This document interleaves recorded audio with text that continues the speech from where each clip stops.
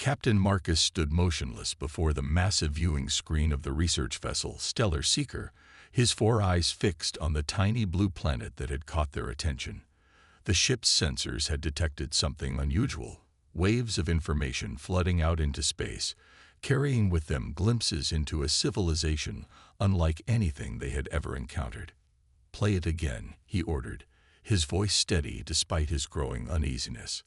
The ship's AI compiled another batch of Earth's internet signals, transforming them into a coherent stream of information that filled the command center screens. The crew watched in silence as images flashed before them. Humans helping each other during disasters, soldiers fighting in wars, scientists making breakthrough discoveries, artists creating beautiful works, and children playing in parks. It was a dizzying display of contradictions that made no sense to their logical minds. "Look at this," First Officer Reed said, pointing to a historical record. "These humans, they went from their first powered flight to landing on their moon in just 66 years. That's—" He paused, searching for the right word. "Impossible." Marcus moved closer to the screen, his scaled skin reflecting the blue light. "Yet they did it. And that's not all." He gestured to another display, showing human medical achievements. They'd repeatedly done what other species deemed impossible. They've cured diseases that plagued them for centuries, all while fighting among themselves. The ship's scientist, Dr. Wells, joined them, her tentacles dancing over the control panel as she pulled up more data. "Their adaptation rate is off the charts. According to our biological studies, their bodies can adjust to almost any environment given enough time. But it's their minds that truly set them apart." She brought up a neural comparison chart. "See this. While most species' brains become fixed in their patterns after reaching maturity, human brains continuously rewire themselves throughout their lives. They can learn, unlearn, and relearn at rates that defy our understanding of cognitive development." Marcus felt a chill run down his spine as he watched footage of humans rebuilding cities after devastating natural disasters, emerging stronger than before. "They thrive on adversity," he muttered. "Every challenge makes them more resilient." The command center fell silent as they watched humans tackle problem after problem, failing repeatedly but never giving up. It defied everything they knew about rational behavior. In their experience, species avoided difficulties unless absolutely necessary, yet humans seemed to actively seek them out. "There's something else," Dr. Wells added, her voice trembling slightly. "Look at their entertainment." She played clips from human movies and books. "They imagine things that don't exist, then work to make them real. Space travel, mobile communications, medical scanners. They dreamed of these things in their stories long before they could build them." First Officer Reed's skin paled. "Are you saying they can manifest reality through sheer imagination?" "Not exactly," Dr. Wells replied, "but their ability to envision possibilities beyond their current capabilities is unique. They don't accept limitations as permanent. To them, impossible is merely a challenge waiting to be overcome." Captain Marcus made a decision. This discovery was too significant to keep to themselves. "Prepare a report for the Galactic Council," he ordered. "They need to know about this immediately." As his crew hurried to comply, Marcus continued watching the screens. He saw humans landing rovers on Mars, developing artificial intelligence, and working on quantum computers. At their current rate of advancement, how long until they reached the stars? And what would they do when they got there? "One more thing," he added, his voice grave.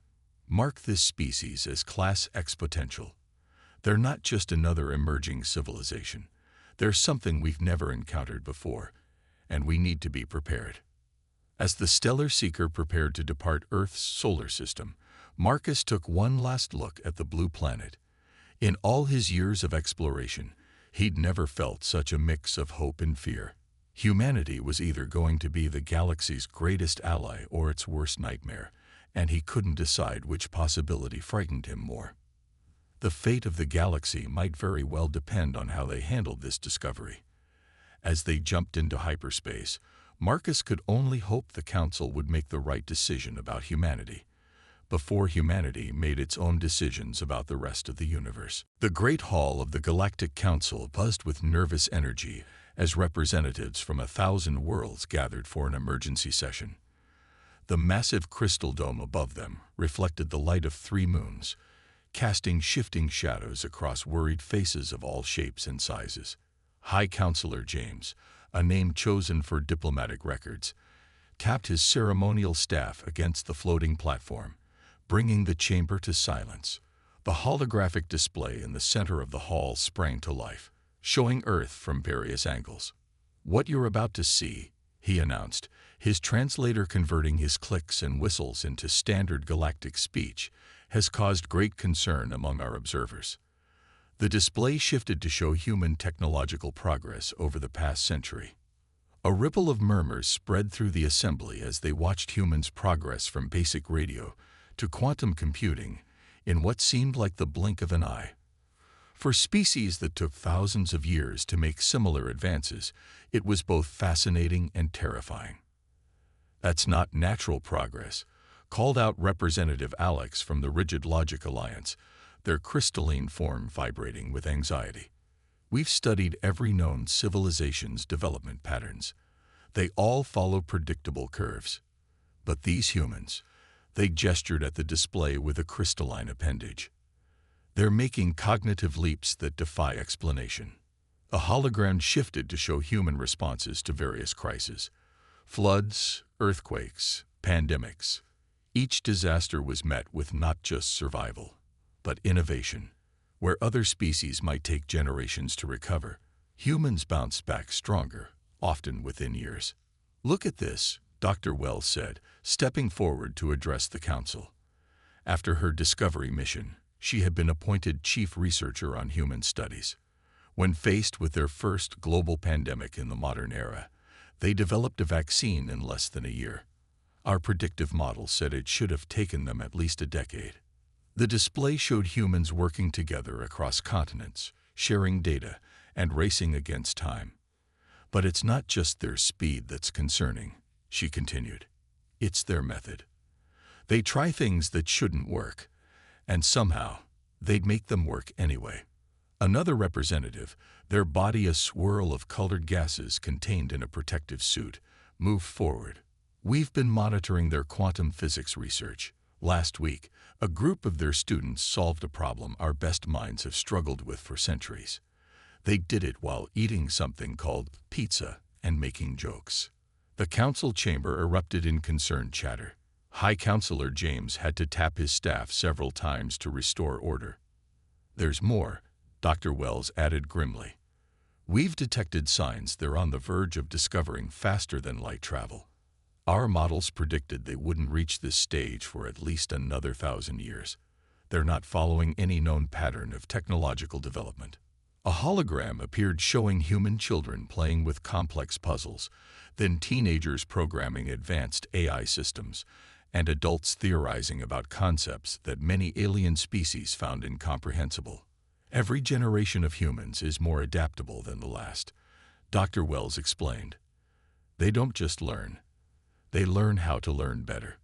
It's as if their entire species is constantly upgrading itself." High Counselor James raised all 4 of his hands for silence. "The question before us is clear. What do we do about humanity? Traditional containment protocols assume a linear development path, but humanity's exponential growth makes such measures potentially futile." The room fell silent as the implications sank in. On the central display, a human child was shown solving a complex mathematical equation while simultaneously dancing to music, a display of multitasking that made several council members distinctly uncomfortable. "We need to make a decision," James announced gravely. "Every day we wait, they grow stronger. They're not just advancing. They're advancing faster with each passing moment. And soon," he paused, letting his words hang in the air, "they'll reach the stars. We need to decide what to do before that happens."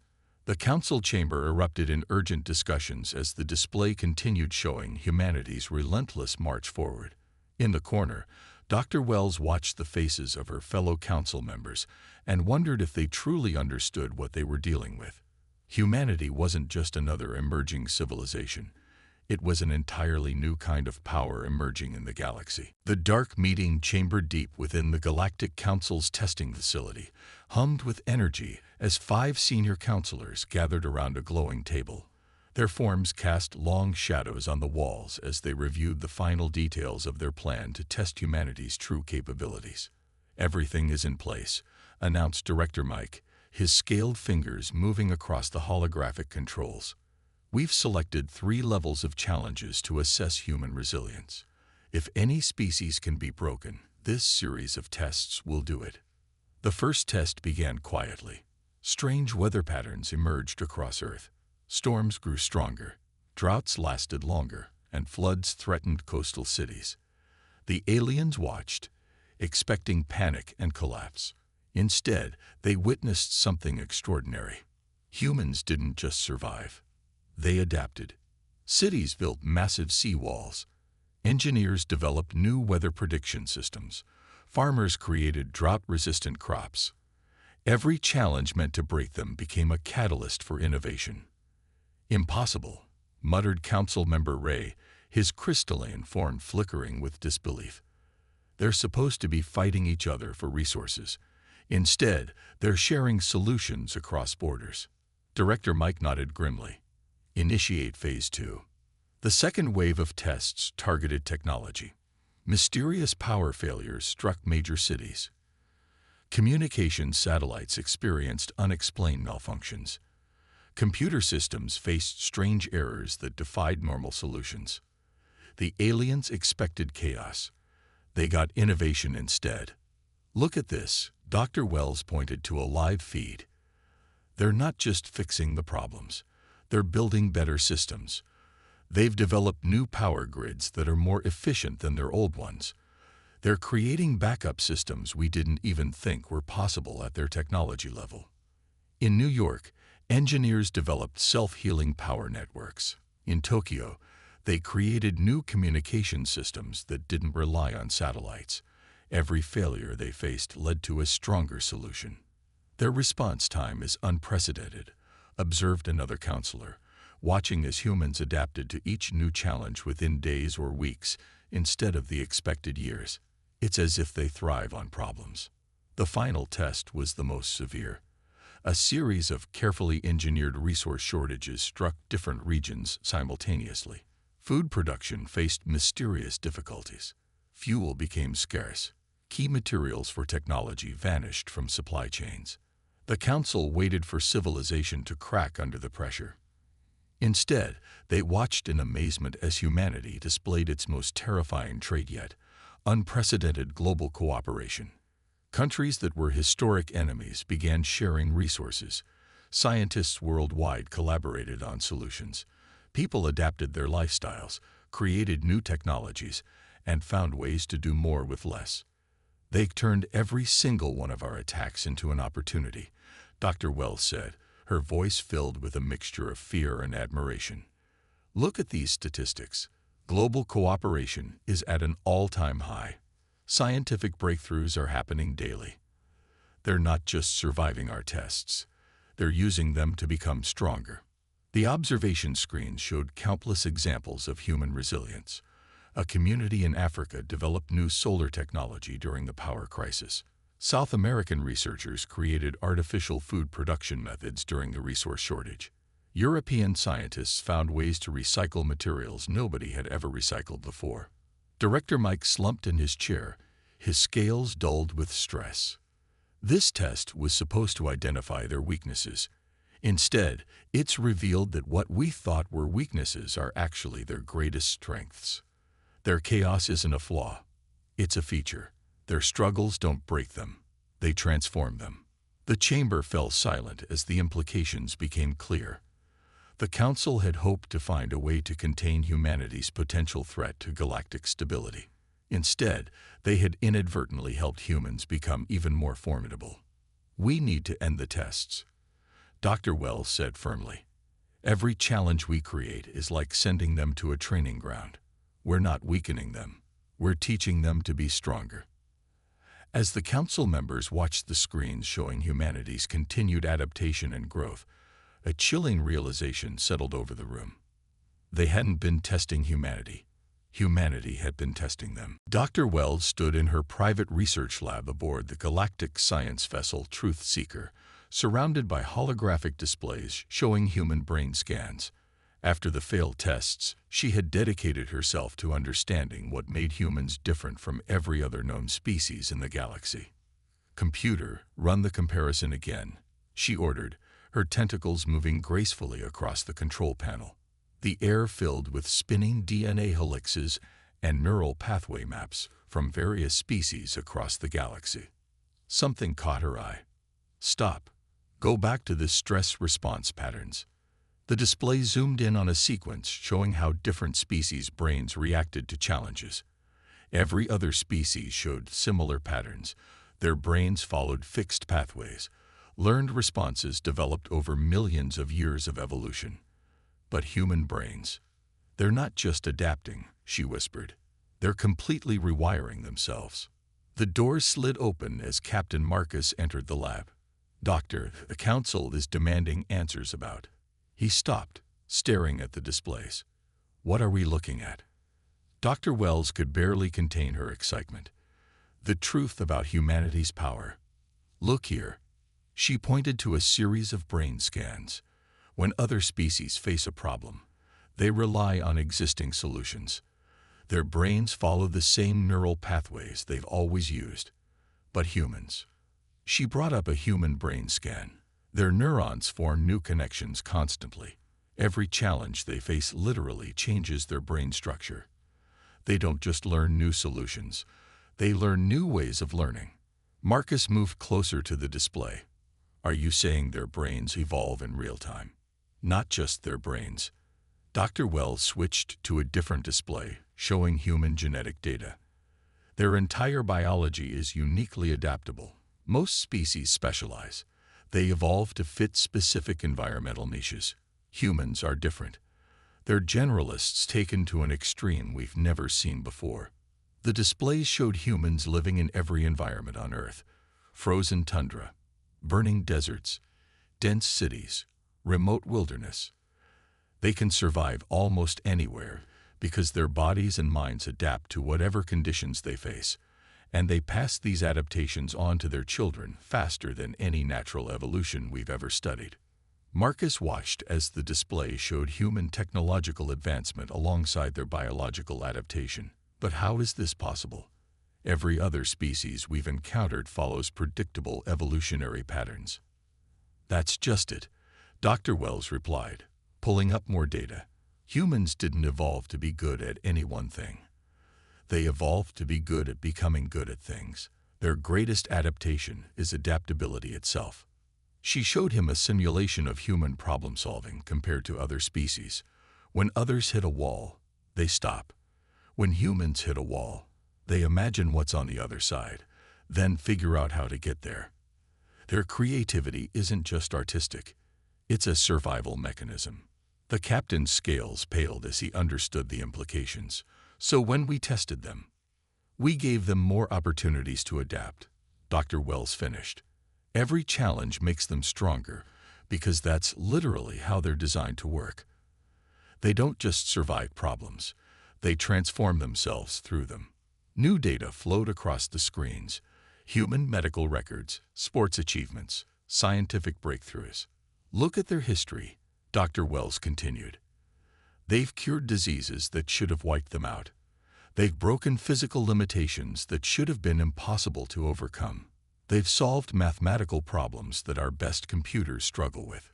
Captain Marcus sank into a chair, his 4 eyes fixed on the displays. "The Council needs to know this immediately. If humans ever reach space—" "They already are," Dr. Wells interrupted, showing him Earth's latest space exploration data. "And now we know why they're advancing so fast. Every problem they solve makes them better at solving the next one. Their potential isn't linear, it's exponential." As they stared at the data, both aliens understood what this meant for the galaxy. Humanity wasn't just another emerging civilization. They were an entirely new kind of life form, one that grew stronger with every challenge they faced. The emergency meeting chamber of the Galactic Council was packed with representatives from the militant faction. Holograms flickered across the walls, showing Earth from various angles, now surrounded by a faint, shimmering field that stretched from the edge of Mars to Venus. "The containment field is active," announced General Robert, his metallic body reflecting the dim light. "It's the most advanced barrier technology we have. No species has ever broken through it without help from the outside. Earth is effectively quarantined." Dr. Wells watched from the back of the room, her tentacles curled in worry.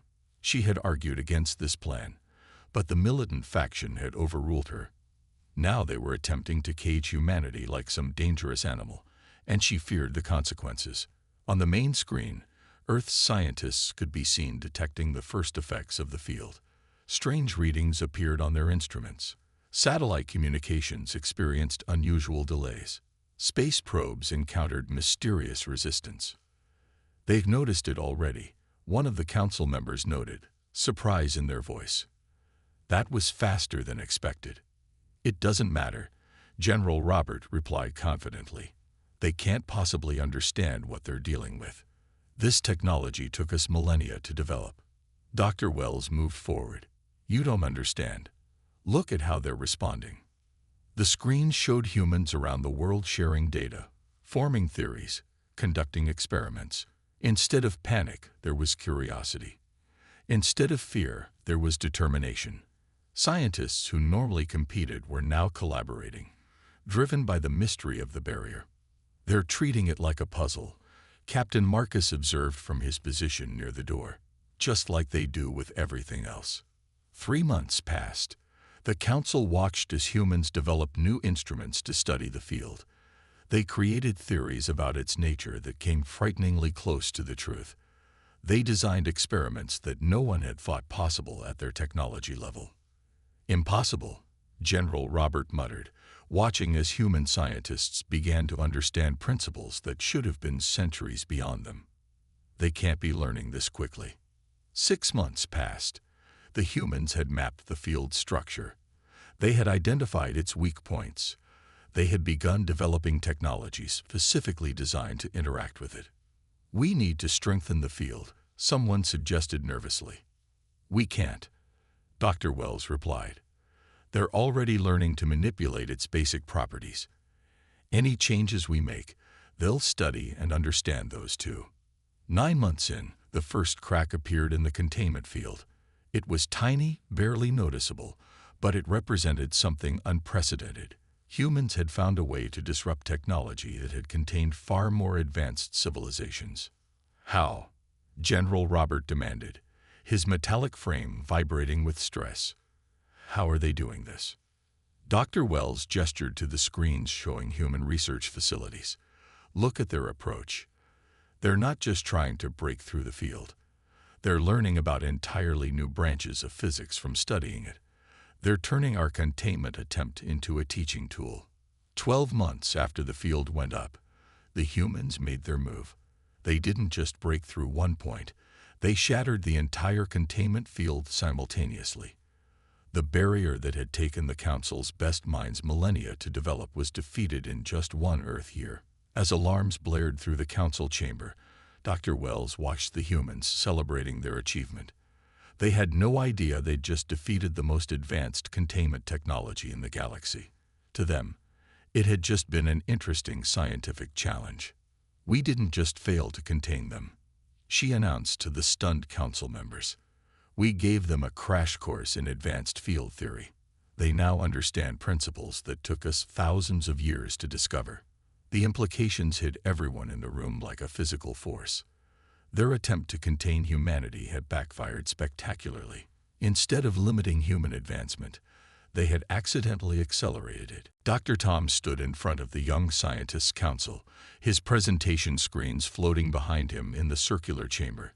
As one of the youngest alien researchers, he had spent the past year studying humanity from a completely different perspective than his elders. "We've been looking at humans all wrong," he began, his holographic displays showing scenes from Earth. We've been trying to understand them using our traditional models of civilization development. That's why we keep getting it wrong. The chamber was filled with younger scientists from across the galaxy, their forms varying from crystalline structures to energy beings contained in environmental suits. All of them had questioned the Council's traditional approach to dealing with humanity.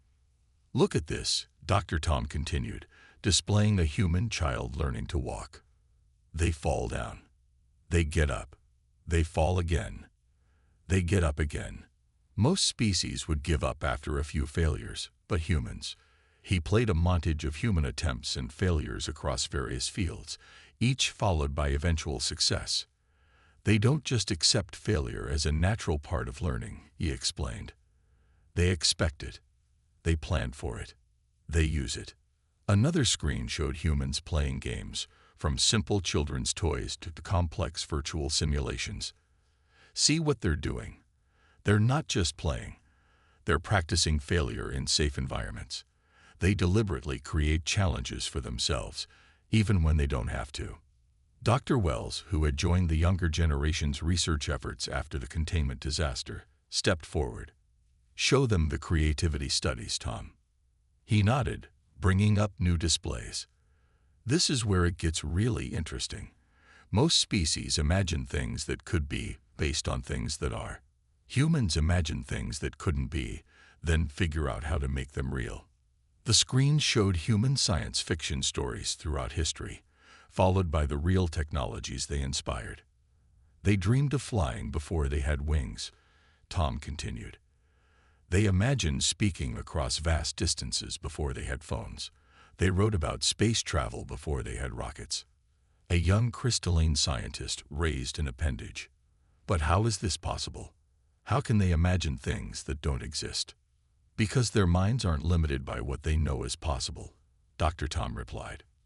"Remember the containment field. They didn't know it was supposed to be unbreakable, so they didn't waste time accepting that it was. They just started figuring out how to break it." He showed new data, brain scans of humans solving problems. "Look at their neural patterns.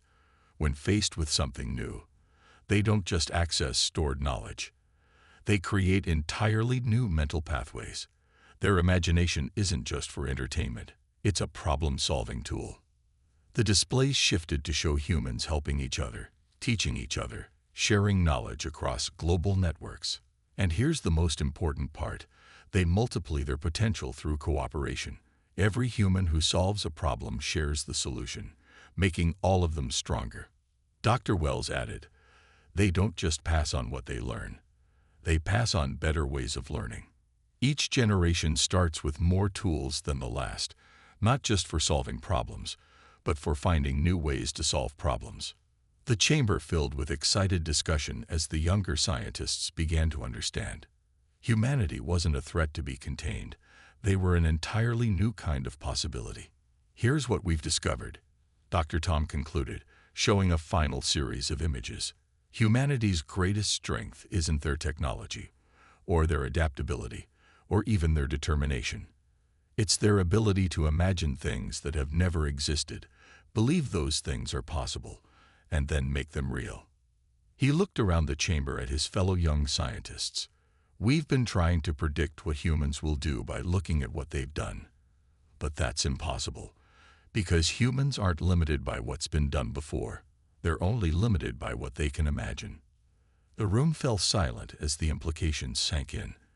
They weren't dealing with just another species. They were dealing with something entirely new in the galaxy. A species that could imagine its way past any limitation. The Grand Chamber of the Galactic Council had never been so full. Representatives from every known civilization crowded the vast space, their varied forms creating a living tapestry of galactic life. Today, they would make the most important decision in Council history. High Counselor James stood at the central platform, the Earth floating in holographic form beside him. "We face a choice," he announced, his voice carrying to every corner of the chamber. "Continue trying to contain humanity and risk creating an enemy unlike any we've ever faced, or embrace them as partners and help guide their remarkable potential." The chamber erupted in discussion. Some species still feared humans' unpredictable nature. Others were fascinated by their possibilities. The debate raged until Dr. Tom and Dr. Wells stepped forward to present their final findings. "Look at what humans have already accomplished," Dr. Tom began, displaying images of Earth's recent achievements. "In the years since they broke through our containment field, they haven't built weapons or prepared for war. Instead, they've solved 3 problems that have plagued our galaxy for millennia." The screen showed human scientists working with previously incompatible energy sources, developing new medical treatments, and finding ways to repair environmental damage, all using principles they had learned from studying the containment field. "They don't think like us," Dr. Wells added. "When we show them a wall, they don't see a barrier, they see 1,000 possibilities. Where we see limitations, they see opportunities. And most importantly, they want to share what they learn." The displays shifted to show human entertainment, their stories of peaceful contact with alien life, their dreams of galactic cooperation. "They've been imagining meeting us for centuries," Dr. Tom explained. "In their stories, they don't just conquer or survive. They build friendships, create alliances, solve problems together." Captain Marcus stepped forward next. "I studied their military capabilities. Yes, they could be dangerous enemies, but they would be even more powerful allies. They don't just fight wars, they wage peace. They rebuild what others would destroy. They heal what others would abandon." The chamber grew quiet as High Counselor James raised his hands. "We've seen what happens when we try to control them. Perhaps it's time to try something new, something that's never been done before. Something human." He pressed a button, and the holographic Earth was joined by images from across the galaxy, problems that had remained unsolved for generations. "Imagine," he said, "what humanity's unique gifts could mean for all of us. Their ability to see new possibilities, combined with our knowledge and experience." Dr. Wells moved to stand beside him. "We feared them because they were different. But different isn't always dangerous. Sometimes different is exactly what's needed." The council voted. The decision was made. And so, on a bright morning in New York City, humans looked up to see the sky filled with lights as the first official delegation from the Galactic Council made itself known to Earth. The message they brought was simple: "We come not to contain or control, but to connect and collaborate. Your species has shown us that the impossible is only impossible until someone imagines a way to make it possible. We invite you to imagine with us." Humanity's response was everything the young scientists had predicted. Instead of fear or aggression, there was excitement. Instead of suspicion, there was curiosity. Within days, human scientists were sharing ideas with alien researchers, solving problems that neither species could solve alone. As Dr. Tom watched humans and aliens working together in the first joint research facility, he smiled. The galaxy had feared humanity's power to imagine and create the impossible.